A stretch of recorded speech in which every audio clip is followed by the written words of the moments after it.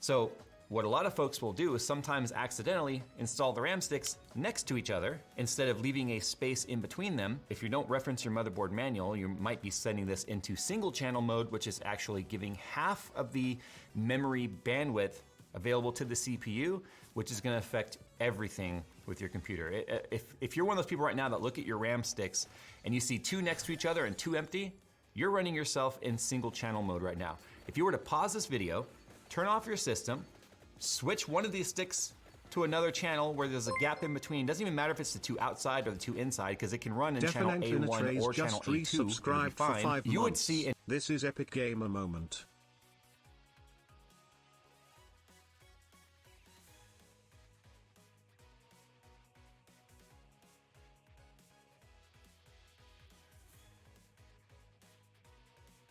Cool. Bad mic now. Hello, chat. I can't actually really see you guys. I can see you guys on my phone. Cool.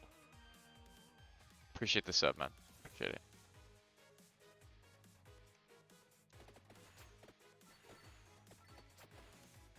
An instant increase in peppiness of your system, responsiveness, app loading times, everything. No, I didn't get a haircut. A lot. I see this all the time in our React series stuff. Is I would see sticks of RAM next to each other like this, and it's like, stop doing that. The other thing is, if you want to occupy all 4 sticks of RAM because you want max capacity, you may not even be able to activate your XMP or your Expo at all. There's a lot of RAM compatibility issues when it comes to maximizing all 4 sticks and running XMP as the memory gets faster and faster. Again, QVL will tell you everything that you need to know about whether or not you're wasting your money. You'd have to decide too, does your particular use case of your system deem that having maximum storage is more important than maximum speed? Then you can probably occupy all 4 and it'll work fine. Again, verify with QVL. Some motherboards, if you occupy all 4, won't even boot, which leaves you going, why the hell are there 4 sticks slots available anyway? We've experienced that where you put 4 sticks in and it doesn't even turn on. But the other thing too is if you want to occupy all 4 and you find that like, okay, QVL says I can run all 4 sticks, you'd be surprised too that sometimes your system will not run if you run 2 sets of dual sticks of RAM that are identical, same part numbers, same speeds, same timings, but they're 2 separate kits of 2 sticks. Putting them together oftentimes will not run. Again, QVL will tell you all of this. So it's specifically XMP. Mic right now. Hello. It is what it is. It's been this way now since DDR4. It's been this way always, but DDR4, as the speeds got faster, it really started showing, and DDR5, with them being like ragged edge speeds from day one, you'll find that it's just running 4 sticks more often than not is not the right way to go. In fact, it's why a lot of high-end motherboards have started only using 2 sticks, 1 stick per channel, especially if it's an overclocking motherboard, because that's how you get the max stability. Obviously, double check too that you are matching DDR4 and 4 and 5 and 5 when it comes to your motherboards and stuff, as I've already mentioned. The notch itself is different. Double check that notch is lining up. It's harder on DDR4 than DDR5. DDR5, it's nearly centered, so you might think you're lined up and it's not. DDR4, it's much more off-centered. Double check that before you go just shoving it down. You don't want to be this guy.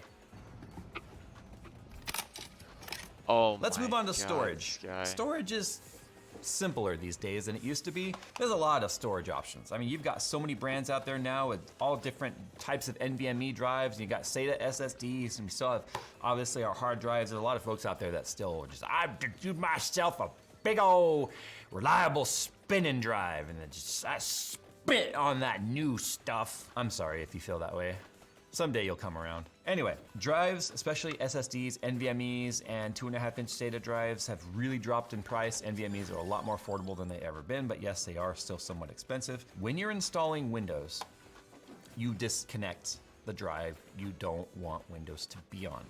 This isn't so much of a problem if you're running different size drives and you're smart enough to remember what size drive is what. For instance, I have a 500 gigabyte NVMe SSD right here. This is pretty small by today's standards, and also pretty affordable. You could probably get this drive for like 35 bucks, which would make an amazing Windows drive. An SSD, Yeah, especially an Raze, NVMe you're supposed to drive, make makes an sure your amazing Windows settings are drive. You know right. what doesn't make amazing Windows drives these days? Spinning platter drives. I might have now to let's. double This is check a with 1 you. terabyte Toshiba, right? Yeah, Might have just to a send- high you might performance have, like, to export B300 your shit super so I basic can make drive. sure it's good. If these were both 1 terabyte drives though, after the partition space and whatnot, they might both show up as like 980 gigabyte or 968 gigabyte drives, whatever it ends up being. You get into the Windows installer and you're just like, oh, whatever, you just click the top one, you might accidentally be installing Windows on your spinning drive. But that wouldn't have been a Thanks, Joey. problem if it wasn't plugged Appreciate in the at the command, time please. of installing Windows. So what I do is if I have multiples of the same size drive in there, and they're all NVMe. I don't personally care because of the fact that I'm not Can't going to hear go you in and over my unplug the video. NVMe's, install Windows, I and then can't plug hear you the over my video. NVMe's back in, especially if there's a graphics card in the way or it's vertical mounted and rigid tube, whatever.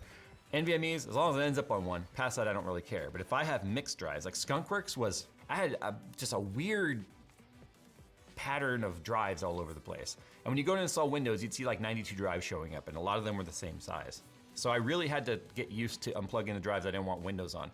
Also too, sometimes Windows will put the bootloader on one drive and then the Windows OS on another drive, which then if you ever take the bootloader drive out and then the OS won't post anymore. It's weird. So a lot less of an issue today as long as you keep track of which drives are which. Kind of an honorable mention there, something that is still throws a lot of people off today. All right, let's go and talk about power supplies for a second here. This is another one where I see a lot of people really just have the wrong mentality of a power supply. There are so many more things to consider in a power supply than its wattage. Power Efficiency. supplies are not created equal. It's the whole reason why the 80 plus thing even came about. And it wasn't just, 80 plus doesn't tell you just about the efficiency of the power supply. It tells you about the quality of the parts inside the power supply. Because there's a reason why those efficiency ratings go up. The quality of parts go up with it. So what I have right here is just a basic 80 plus 500 EVGA. It's just 80 plus. It's like not even like 80 plus silver, or even bronze, which used to be like the start. It's just it barely makes the 80 plus. Now there's nothing wrong with this power supply. In fact, we use it as our test power supply quite often. What happened to my But setup more is often that than it's not, sitting in a you know, box. you're going to be giving up things like modularity. As you can see, this is a non-modular power supply. That's what happened to my As you setup. can see, it's ketchup and My mustard setup is sitting on cables the with couch now. like a transparent, non-fine mesh. It's just Until I ugly. clean up my room. But my new room. because it's 80 plus, I would trust this with anything that needs up to 500 watts. But I wouldn't trust not it if doing you that were right on now. the edge. And the reason for that is a lot of power I'm in a new supplies house can right provide now. power beyond its New rated house. spec that No it's more showing. old house. No more if the old quality setup is anymore, there. chat. But you should never spec your system Old so setup that is you're on gone. the You wanna edge see the old setup? You have of to watch the VODs. supplied rating of the power supply, or at least the advertised rating of the power supply. So for instance, this is an RM850X from Corsair. I can't remember what the 80 plus on this one is. I want to say it's gold. I believe it's gold. You can often find the same power supply in multiple ratings. Not so much these days, almost everything is gold. Now when you see a bronze, it's really rare. Almost everything's gold and platinum now. But what you get with something like a higher end power supply is not just a higher wattage, you get the modularity of being able to unplug the cables that you don't want. You get individually sleeved cables that's Kill the the way that they fucking bat. came, at least from Corsair. And just overall, the build What? quality is better. Fortunately, power supplies are getting smaller. You can get a power supply this size, Honestly, I that's forgot they were in 1200 the watts now. dryer again. Whereas this is an 850, and look how much longer it is. The longer power supplies take up more room in the bottom of your case, which means less room for cable management and just less room for things. And it's like, you should never spec your system for the minimum because of the fact that you give yourself zero expandability in the future. And power supplies are something that can live on for a long, long time in your system through multiple iterations, multiple upgrades, as long as you don't spec it too small. Let the 30 series and 40 series be a prime example. 250 watts for graphics cards was the norm for the longest time. Then came 30 series with the 320 watt 3080 and the 350 watt 3090.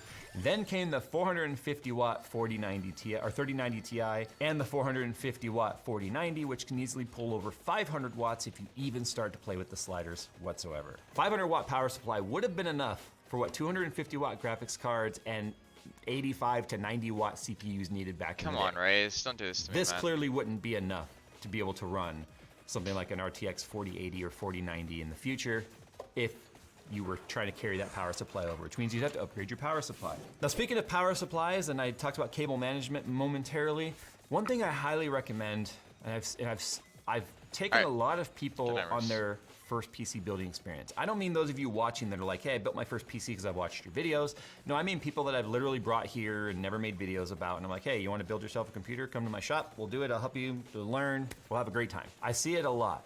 People will plug their cables in and then start yanking on the cables to pull them tight and zip tie and cable manage. The problem with that is you start putting a lot of pressure on the headers. The 24-pin header, the 8-pin EPS header, fan headers, RGB headers if plugged in, especially the USB 3.0 or USB 2.0 headers. Those are fine cables on the 2.0s. You could easily rip those out. And you start okay, putting it's okay, all Ray. kinds Just of go to bed. You have school unnecessary tomorrow, tension probably. on those headers. What and is they today? potentially bend or break off, or at the very least partially It's unplug. Friday. And then you're troubleshooting your system going, why are certain Fuck. things not working? Why is my power button not working? Well, because you yanked the front panel connectors so hard you pulled them off. Then you're going through and doing a lot of troubleshooting. And if you've zip tied everything down like it was some sort of a horror movie, like I do in my builds, then you're having to undo 6,200 zip ties just to be able to plug back in your front panel button. So things that you should keep in mind. Don't bundle it too tight. Don't yank on it too hard to try and get everything cable managed, because you need to think about serviceability in the future. When it comes time to unplug things, if you're gonna need to change out a component, you need to troubleshoot. If you're trying to clean the system or do any sort of deep cleaning, having a little bit of slack on all the cables will still look fine, but it will allow you to be able to unplug cables when necessary and not sit there and potentially cause damage to your headers on your motherboard. Because if you ever try and price out how much it costs to get a header fixed or replaced by sending them to someone like Louis Rossmann or Chris Fix or whoever is repairing these systems, it's not super cheap. Not to mention down, you have to mail it, you have to hope it doesn't get lost in the mail, hope it doesn't get damaged in the mail, and then hope that they can even fix it, that you didn't like rip pads off with it, like I would do if I was trying to fix it. Don't bundle it too tight, okay? It's not like a man bun. You don't have to yank it super hard. Although man buns shouldn't exist anyway. Comment down below if you have a man bun and you're triggered now. Let's talk about fans here for a second. Fans are not hard to understand. I see a lot of people Rare. that still like, which way does That's the rare. fan go? I don't know. It's just which way, you know? And it's Not as rare as the rarest difficult. one I've got, but a 3-line Most is fans rare. will put a header, or at least an arrow, on the cage that shows gotten one, a the like direction a of 5 or airflow, 6 line and then two, before, I the forget. direction of the fan You have to ask spinning. Philip. 99 times out of 100, the air is gonna flow from the open side of the fan, which means the side that does not have the hub support stilts, through those supports. Okay, that means it's gonna go from the open side of the fan out the cage side of the fan. 99 out of 100. Every now and then you'll find some fans like we showed with the Montech Sky 2 case that have what's called a reverse fan, which means it's actually backwards. It's pulling air through the cage and out the other direction. That exists simply because of the fact of the side that the RGB ring is on, they make it so that it's always facing the interior of the case so you can see it. Those are very one-off. In fact, of all the years I've been doing YouTube, those are the first fans I've seen listed as reverse. I didn't know what the heck it meant until we looked into it and then we realized what it was. But I see it all the time where folks will have like, on the front of their case, it's like this, or it's like one intake, one exhaust, because they just mounted it up and didn't think about it. I myself have done it a million times where like, usually it's the rear fan where I'm just like, ah crap, and I'm undoing it and turning it around and then getting adjusted so the cable's on the right side and all that. But fans don't have to be difficult. The front of your case should almost always be intakes. The top of your case should almost always be exhaust. And by the way, it's called exhaust, not outtake. An outtake is when I say something stupid and then Phil does. Intakes on the front, exhaust on the top, exhaust on the back. When it comes to the amount of fans, we always prefer positive pressure around here, but modern cases have so much ventilation these days, it's almost always gonna be neutral pressure in some way anyway. If you have more intakes than you do exhaust, that's positive pressure, which is fine, it helps with dust. If you have more exhaust than you do intakes, it'll start pulling in air through gaps and other ventilation and such, but most cases have mesh on most of those intakes and stuff anyway. So there you go. Those are some of my 2023 don't make these mistakes building tips for you guys. This is where, look, we could make hundreds of these. Hundreds of things that you shouldn't do. And this is where you should sound off in the comments below. What is your #1 building mistake that you learned the hard way that you also think that people could learn from? I think an honorable mention should be, before any of this, bench test your stuff. Put your CPU in your motherboard, put your cooler on it, put your RAM on it, put your power supply in it, put your graphics card on it, set it on the motherboard box, plug in the monitor. Do you get an image? Does it post? That's the first thing you should do before you build your system. Because if you need a motherboard BIOS update, most motherboards have BIOS flashback features and stuff built into them now, but at least you know it works before you get it in your case. And if it doesn't work after you get it in your case, you can start looking for pinched wires or unplugged stuff, so at least you know it's not bad componentry. All right, guys, sound off with your best advice you have for a beginning builder of don't let this happen to you, and also don't let not being subscribed happen to you because, I don't know, it's just what you're supposed to say as a YouTuber, subscribe and like and all that stuff. I can't remember if it was the RTFM show or my live stream on Twitch where I said I had this idea because people were just like, Jay, you never talk about used stuff. And I'm always talking to the person that's like looking at going out and buying new. That's the best way to get usually a working product or at least a warranty behind it or something. But I decided, you know what? I'm gonna do the used build. And what I said I was gonna do is I was going to purchase a whole bunch of stuff off of eBay to create a system or like a desktop, document it, show you guys what I got, how much I spent, what made me choose those particular parts and how to maybe potentially not get scammed, build it, we'll review every part that comes in, build it, and see what we were able to do. This tower comes in at $517 before shipping. So if it all works out, this is gonna be a hell of a build. Kioxia is proud to celebrate their 35th anniversary of the company's invention of NAND flash, a technology that has changed how we work and play. The XT6 Enterprise Data Center NVMe SSDs feature Kioxia's developed controller, firmware in its own 3D flash memory by CS Flash, and feature a new set of form factors for future server and data center support with easy hot swappability. To see the complete spec sheet of all of Kioxia's developed drives and to celebrate the 35th anniversary, follow the link in the description below. The total with shipping is $609, which for what you see that if everything we got here works, some is used, most is used, some is brand new. It just had to do with pricing.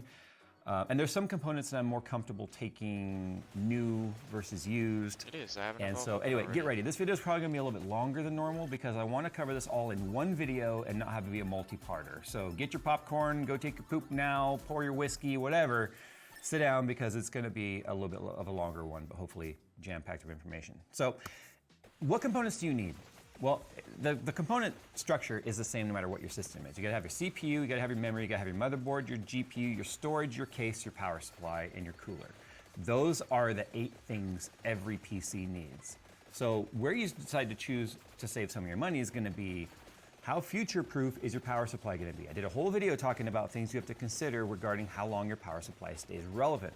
The components that are chosen here and the potential upgrade path, I got a power supply that I think gives me just enough room to be able to upgrade something like the graphics card later without having to change out the entire power supply. Storage. Storage is something that you can save some money on up front because you can always add more if your motherboard is new enough to support multiple M.2s or even SATA drives. Fun fact, we went with an M.2 in this build because SATA drives are becoming more expensive as time goes on because M.2 storage is getting cheaper. It's kind of like when DDR4 came out, DDR3 got really cheap and then really expensive. And the same is starting to happen with DDR4, but not so much because so many components now, motherboards, and like CPUs with Intel and AMD support both DDR4 and DDR5. DDR4 still hasn't like gone expensive yet because it's still pretty mainstream. But memory, right? If you get a motherboard that has 4 RAM slots, dual channel RAM, 4 RAM slots, you get 2 sticks, you can double the amount of RAM later if your motherboard and CPU support 4 sticks being occupied. See, there's ways that you can expand. So anyway, let's go and start off with the list of components here. So what I got for the platform here, and we'll talk about the motherboard, and I've got everything sort of listed out right here. I went with a Gigabyte Aorus GA-AX370 Gaming 5 motherboard. So it's an AM4 board, X370 chipset, which means that we're gonna get all the features available to us with the proper gen Ryzen CPU. But this is where things kind of get a little bit sort of dicey because remember AMD had that issue regarding the BIOS chip being able to hold only so many BIOS compatible CPUs in it, and with Ryzen being AM4 being a 5-year chip, it got to the point to where having the microcode and all that stuff on the BIOS for compatibility with CPUs was too great for the size of the chip that was on the motherboard. Depending on the BIOS, you lose support for some of those older CPUs. So what I chose to do with this one was to get the same gen CPU for the same gen motherboard. So what that means here is I have an X370, and if I remember correctly, I've got a 3000 series CPU because they are compatible with each other. They are the same generation. I ordered this stuff like almost a month and a half ago. So I forgot some of this. We're kind of going through it at the same point here. But I had to wait for it all to come in. I wanted to review like the condition everything came shipped in, and you'll see some tape on here. I'm just taping up labels and things. One of them I opened by accident. But I wanted all of the unboxings to be live on camera so you can see firsthand the condition things arrived in, especially when they're used.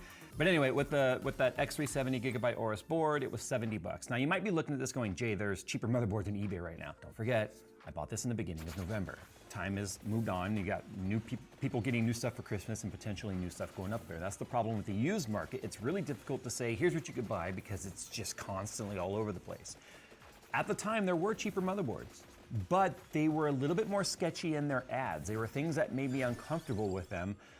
Didn't have a box or don't have the backplate or just weird things. A lot of them say, as is, untested. And that in itself is enough to make me look away from the ad. I don't care if it was 30, 40 bucks cheaper. As is, untested is the scariest thought. So if I click on the Aorus ad, we'll read the ad real quick. It's one of those things where how much am I willing to trust their ad? Because there's no refunds or returns on just about any of this stuff. See right here, returns. Seller does not accept returns.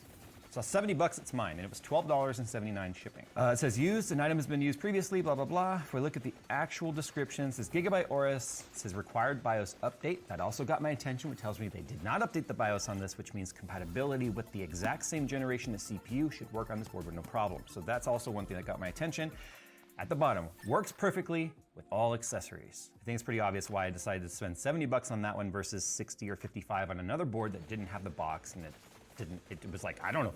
So I wasn't willing to take that risk, because then if I have to go and buy another board for 50 to 70 bucks, that's just 50 bucks wasted, which was another component here. So there's that. That was the motherboard. The CPU, I went with the Ryzen 5 3600 for a multitude of reasons. One, it's $89.90, which is not super cheap, but it's also not super expensive.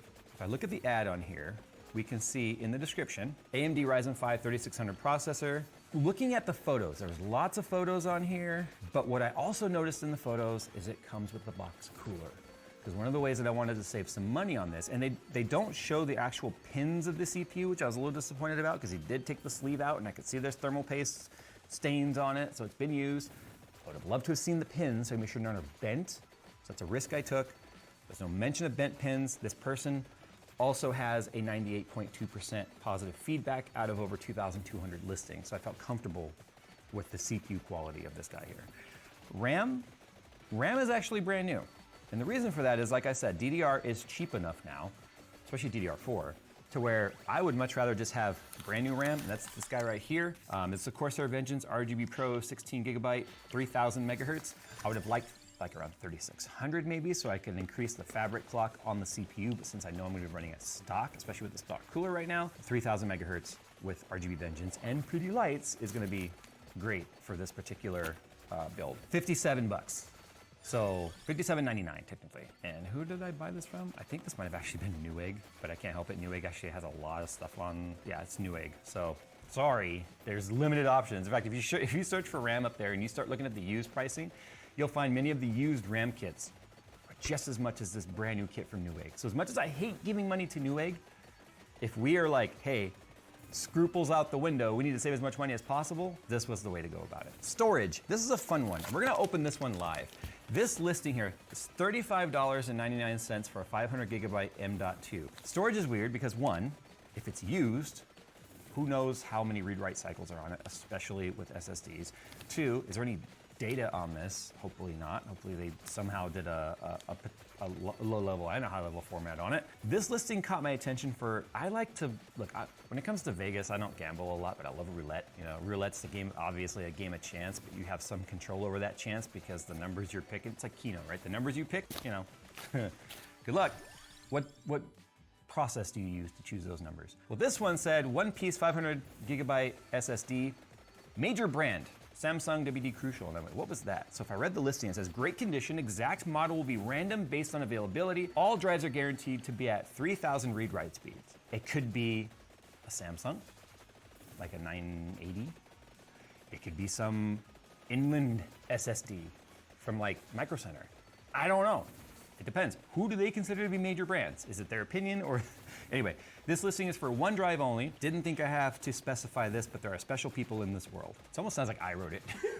Tested fully, user benchmarked, guaranteed to work your money back. We are Raleigh's #1 PC source. This is Steve. Is Steve selling drives? North Carolina, tons of SSDs, snarky comment. I think Steve, this is a Steve listing. All our drives are tested thoroughly through a series of rigorous tests. More Steveisms. What did we get? I hoped it had come in a container, but it didn't. It's floating around in the bubble wrap. If I look at the brand, so green PCB, I can't really tell what the controller is because, oh, it's SK Hynix. SK Hynix actually creates RAM for a lot of different brands, not just their own SK Hynix, but it says HP part number L50359-001. So it looks like this might have been an OEM HP. We know how much Steve loves HP. We know how much Steve buys HP towers just to rip on them, and I have no doubt he's ripping them apart and making money back off of it. I'm telling you, this is a Steve listing. I'm willing to put my reputation on this. But yeah, it's an SK Hynix drive. That is a high-end brand if you've never heard of them. This exact drive brand new is $96 right now. On eBay, or no, Amazon, $96, 512 gigabyte. I got it for $35. If it works, that's a deal. $35 for a $96 drive. I'll unbox the other parts once I go through the rest of the list here to kind of show you the rationale behind the parts that I chose. Graphics card, our Graphics card. It's an EVGA GeForce RTX 2060 SC Gaming. That should be this guy right here. The graphics card was definitely going to be the most volatile component to buy in terms of pricing. All the old 20 and 30 series cards pricing, especially used, they just are completely at the bottom. And that's perfect. Now is the time to buy that, obviously, because I got this 2060 for $179.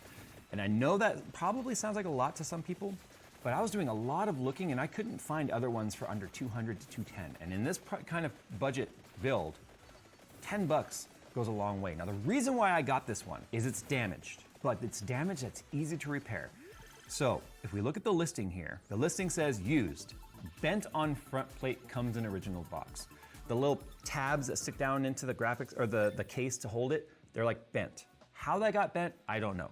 If the rest of the card works, it's something I'm willing to do. He's got plenty of photos of the PCB looking like it's damage free. It's just the bottom little tabs. Remember, this is like the triple slot 2060, the short, stubby triple slot card. Like, it's all girth, no length. Everything else seems to be fine. It's just that metal piece. He's got plenty of high-res graphics on the listing here showing me that the PCB looks fine. Taking a risk on that. It just says condition used. It does not say anything else about it being tested. This one is a risk. But it was a risk I was willing to take because if I look at pricing again right now on a 2060 at this very moment, $200 best offer, no buy it now. 153, 4 bids, a day left, no buy it now. $250, buy it now. $239, buy it now. $190, that or best offer, plus $20 shipping. So do you see like why I was like, okay, if it's just the bent thing, and I even have a video, I don't have a video, somebody else has a video posted that LTX 2019, someone brought me their card. They had the exact same kind of bent because they dropped it on their way to LTX 2019, and I bent it back in place right on the table in front of them, and they were like, wow, Jay and his Hulk hands are able to bend it back straight. If that's all that's wrong with it, we're perfectly fine. Okay, and then the rest of this here, I got an EVGA 650 watt N1 power supply.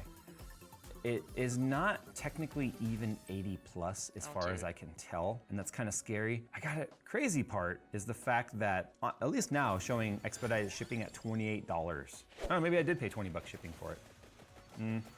I might have just overlooked this one a little bit. Here's the funny part about this. EVGA 650 N1 power supply, brand new. I ordered wrong item by mistake, my error, perfect product. The guy also has a 750 watt for sale. So clearly this guy's a little bit shifty in his postings.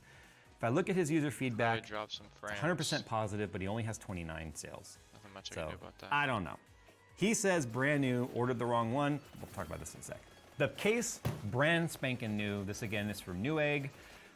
This might be one of my, if it all works out, this might be one of my more favorite budget brand cases. $49.99. It was a $100 case, that's what they're saying. It's a Rosewell Spectra D100 case with tempered glass side panel. What I love is it just says ABS on here. It doesn't say Rosewell anywhere on there. So I'm wondering if I got the right product. If I didn't, it wouldn't surprise me that Newegg it up in some way? 'Cause that's a Spectra D100. Roseville Spectra D100. Okay, so it is the right product. I just don't know why it says ABS. $49.99, but here's the thing. It has RGB, and it comes with 4 fans. 3 intake, 1 exhaust. Plenty of cooling. Something we don't have to worry about like changing later. Plenty of positive pressure. It's all black interior, and tempered glass side panel, has its own RGB controller, separate, component between power supply and the case. It just looks good for the price. And then we'll have to unbox and take a look at that. And then that's it. So here's what we're gonna do next. Now that we've gone over the rationale and the total of it being about a little bit over $600 build, the total cost with shipping was what, $609 or something like that? Yeah, $609.49. Let's now unbox this stuff. Nick, can I have a knife? Okay, so for the drive, they get an F for shipping because they just topped it in a plastic thing. It could have been bent and broken. These things go through sorters and rollers. Terrible shipping. Worried about that one a little bit. This is the RAM. Should be absolutely nothing wrong with it. I can feel that it's in the factory packaging. There it is right there. All the Corsair seals are still in place. CPU. This is the one that I was worried about bent pins or something on, right? Because the listing didn't show it. So just a box in a box. I would have liked them to have put something in there to keep it from moving around, but everything in there should be protected well enough. They did a little bit on the bottom, but whatever. Again, private seller, not a company. The box has been dropped at some point because you can see the corners all smashed in, but some of ours look like that too. Very faded right here, which is kind of weird. The CPU does show that it is a Ryzen 3600. Here's the CPU, so it's, Ryzen 3600. Some of the writing is a little faded because the thermal paste, depending on the kind you put on here, does tend to like sort of dye it a little bit and kind of, I don't want to say etch, but it kind of does. Let's take a look at our pins right here. There's a little bit of hair in there. Oh, we have a couple bent pins actually, but fixable. Yeah, we have a bent pin right here. Barely bent, easy to fix. I have a whole video on how to do it. Go and watch that. In fact, I'll try and remember to make it pop out right here. Can't tell you how many people, ew, thermal paste. Nick, I need alcohol and isopropyl and paper towels. There's thermal paste on the freaking wire connector. How? Didn't he unhook this first? Probably not. There's thermal paste on the freaking... Okay, this is re-taped up with gaff tape very poorly because of the fact that I already opened this on accident at home. I was like, what is this? Because it says batteries on the side. There's no batteries in a power supply. Remember, this posting said, oops, but wrong thing. Then where's the packaging for it? If you buy the wrong thing, depending on where you bought it from, there's a return window. Why would you go through the effort of eBay listing and then boxing it up and then taking it to the post office, or this came UPS actually, and then shipping it off? The guy's just full of stuff. These, they do look like they've been screwed down. So yeah, definitely a lie. That is an absolute bold-faced lie on that posting. This is not a oops about the wrong one. It's brand new. No, it's not. Motherboard. This one I was concerned about. There's a hole in the package right here. And there's something floating around right here. What is that floating around there? SATA cables. So this is why, one SATA cable, okay. This is why you should never, even in these packs, and I love how everything came to me just about in Amazon packaging, but it's not, it was from eBay, because they're probably cross-selling on Amazon as well. Anyway, don't have anything floating around in your package because it creates holes as it goes down conveyor belts like this, and then it could pop out. So this is the motherboard. Remember, this is the one that was guaranteed to work, says it had all accessories. It's the one that got my attention because of it. The box is a little bit soft, as in like it's been moved around a lot. The amount of, was there a string? This is a lot less scary than if it were like an Intel, because here's the thing.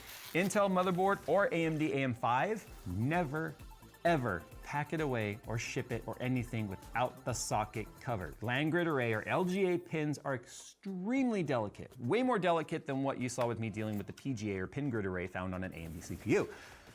Those are tough pins. The Intel and any Intel socket and the AM5 socket are extremely sensitive. So this would have killed it right there if there was no socket cover. Anyway. Sick. Sick. We've got some Aorus. So the accessories are in here, right? Is this guy? Yay! Wait. Oh. Okay, so he at some point used a different cooler on this, which meant he had to take off the back plate, which is the indicator here. Guess what's not on here? The other pieces to it. This is the hook tabs that are normally there. They're missing because he used a different cooler. Holy shit, the dopamine. Right? And then they would be screwed down there, and there's the two hook tabs. But if I'm not mistaken, the box cooler, I do believe, Right, just not bad. threads directly into this, which should be our saving grace. Okay, we're good. These actually screw right to it. That was a scary moment for a second there, because if the idea here is that I'm supposed to build this system entirely off of what I got from eBay, that wouldn't have worked. I don't see any signs of damage. I don't see any staining. Nothing immediately looks like, oh, that wasn't clicked down all the way. This little cover right here, but that's fine. Nothing looks like it's broken. So I've got some pretty good feelings about the motherboard. All right, last but not least, component-wise, before we look at the case, and I'll talk about the case like during the build or after the build. I won't do a review of that. This is our 2060, which said came in the original box. Here it is.